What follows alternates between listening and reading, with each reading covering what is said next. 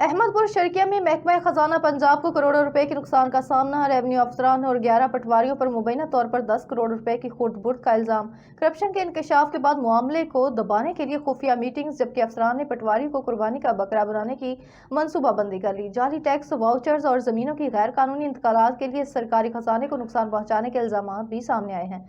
अहमदपुर शर्किया में mega corruption scandal बेनकाब हो गया। रेवेन्यू अफसरान और दर्जन भर पटवारियों पर 10 करोड़ रुपए की खुर्द-बुर्द के इल्जाम आयद किए गए हैं। ज़राए के मुताबिक तहसीलदार और नायब तहसीलदार की मुबैना मिलीभगत से जाली टैक्स वाउचर्स और जमीनों की गैर कानूनी इंतकालात किए गए, जिससे हुकूमत पंजाब और वफाकी खजाने को बड़ा नुकसान पहुंचा।